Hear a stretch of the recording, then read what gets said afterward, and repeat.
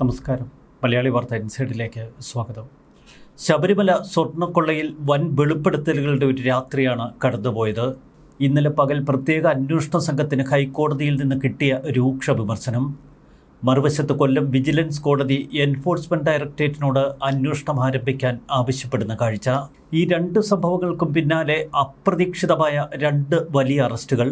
ഒരു വശത്ത് കർണാടകയിലെ ബെല്ലാരിയിലെ സ്വർണ്ണ വ്യാപാരിയായ ഗോവർദ്ധൻ അറസ്റ്റ് ചെയ്യപ്പെടുന്നു. മറുവശത്ത് സ്മാർട്ട് ക്രിയേഷൻസ് ഉടമ പങ്കജ് ഭണ്ഡാരിയെ അറസ്റ്റ് ചെയ്യുന്നു. ഇതുവരെ അന്വേഷണത്തെ പൂർണ്ണമായി വഴിതെറ്റിക്കുന്ന തലത്തിലായിരുന്നു പങ്കജ് ഭണ്ഡാരി മൊഴി നൽകിയിരുന്നത്. തുടക്കത്തിൽ കേസന്വേഷണം ഇഴഞ്ഞു നീങ്ങിയതിന് പിന്നിൽ സ്മാർട്ട് ക്രിയേഷൻസിന്റെ നിസ്സഹകരണം. സ്വർണം പൂശാനായി സ്മാർട്ട് ക്രിയേഷൻസിൽ എത്തിച്ചത് ചെമ്പുപാളികളെന്നായിരുന്നു ആദ്യം സ്മാർട്ട് ക്രിയേഷൻസ് ഉടമ പങ്കജ് ഭണ്ഡാരി നൽകിയ മൊഴി. സ്വർണം വേർതിരിച്ചെടുക്കാനുള്ള സംവിധാനങ്ങളൊന്നും തങ്ങളുടെ പക്കലില്ല. എന്നാൽ പങ്കജ് ഭണ്ഡാരിയുടെ സ്മാർട്ട് ക്രിയേഷൻസിൽ വെച്ചാണ് ദ്വാരപാലക ശില്പങ്ങളിലെ സ്വർണ്ണപ്പാളികളിൽ നിന്ന് സ്വർണം വേർതിരിച്ചെടുത്തത് എന്ന് കൃത്യമായ അന്വേഷണ സംഘം കണ്ടെത്തിയിരുന്നു. സ്മാർട്ട് ക്രിയേഷൻസിലെ ചില ജീവനക്കാരെ ചോദ്യം ചെയ്തപ്പോൾ ഇത് സംബന്ധിച്ച നിർണായക വെളിപ്പെടുത്തലുകൾ അവർ നടത്തി. അവിടെ നിന്ന് വേർതിരിച്ചെടുത്ത സ്വർണം പിന്നീട് ഗോവർദ്ധന് വിറ്റുവെന്നാണ് അന്വേഷണ സംഘത്തിൻ്റെ കണക്കുകൂട്ടൽ.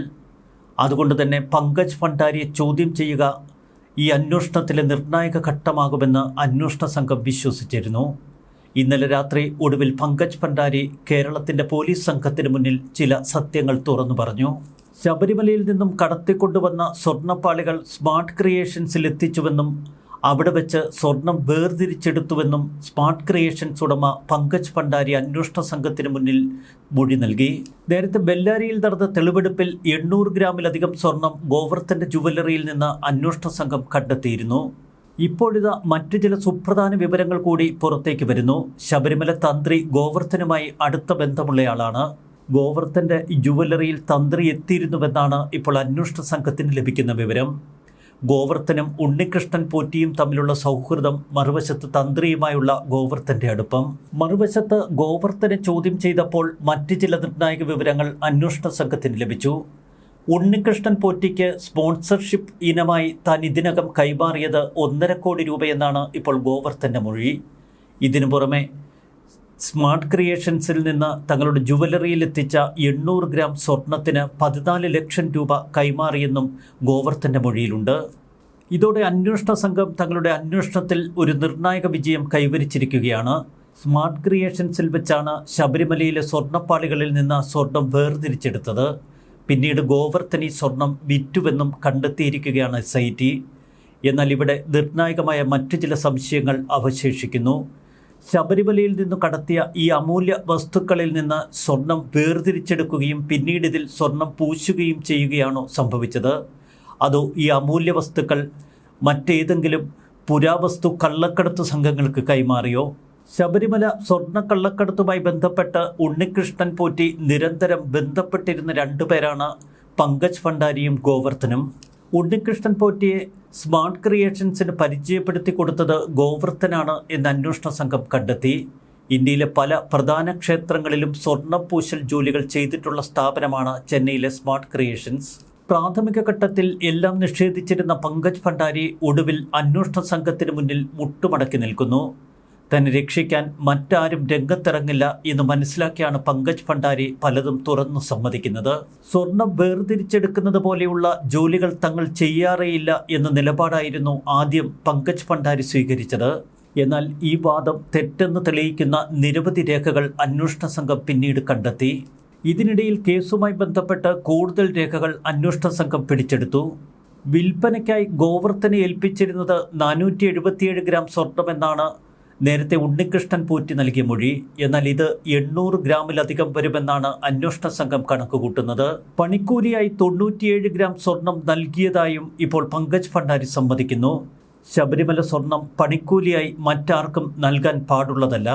പ്രത്യേക അന്വേഷണ സംഘം നടത്തുന്ന അന്വേഷണം ഇപ്പോൾ ഏറ്റവും നിർണായക ഘട്ടത്തിലേക്ക് കടക്കുന്നു.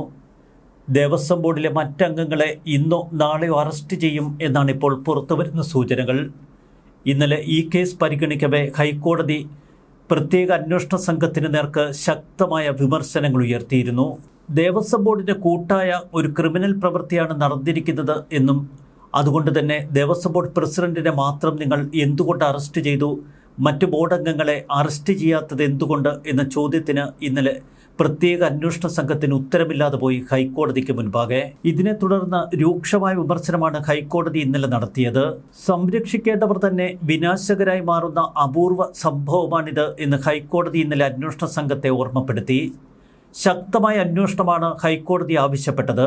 മറുവശത്ത് എൻഫോഴ്സ്മെന്റ് ഡയറക്ടറേറ്റ് ഇന്നലെ തന്നെ തങ്ങളുടെ അന്വേഷണം തുടങ്ങിക്കഴിഞ്ഞു.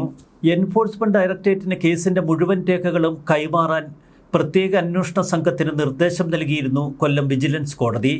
ഇതിന് പിന്നാലെ കേസിന്റെ പ്രാഥമിക വിവരശേഖരണം നടത്തിയ എൻഫോഴ്സ്മെന്റ് ഡയറക്ടറേറ്റ് പ്രത്യേക അന്വേഷണ സംഘത്തിന്റെ പക്കലുള്ള കോപ്പികളുടെ പകർപ്പ് ആവശ്യപ്പെട്ടു കഴിഞ്ഞു. ശബരിമല സ്വർണ്ണക്കൊള്ളയിൽ കള്ളപ്പണ ഇടപാടുകൾ നടന്നു എന്ന് സ്ഥിരീകരിക്കുന്ന രേഖകളും ഇതിനകം എൻഫോഴ്സ്മെന്റ് ഡയറക്ടറേറ്റിന് മുന്നിലെത്തി. ബെല്ലാരിയിലെ സ്വർണ്ണ വ്യാപാരി ഗോവർദ്ധൻ നേരത്തെ സ്വർണം വിറ്റ വകയിൽ ഉണ്ണികൃഷ്ണൻ പോറ്റിക്ക് കൈമാറിയത് പണമായാണ് എന്ന വിവരം എൻഫോഴ്സ്മെന്റ് ഡയറക്ടറേറ്റിന് മുന്നിലുണ്ട്. 2019 ബോർഡ് അംഗങ്ങളായ ശങ്കർദാസിലും വിജയകുമാറിലേക്കും അന്വേഷണം നീളുന്നതോടെ ഈ കേസ് മറ്റൊരു തലത്തിലെത്തുന്നു. പത്മകുമാറിനപ്പുറം ബോർഡ് അംഗങ്ങൾക്കും ഈ കുറ്റകൃത്യത്തിൽ പങ്കുണ്ട് എന്നാണ് ഇന്നലെ കോടതി പറഞ്ഞത്.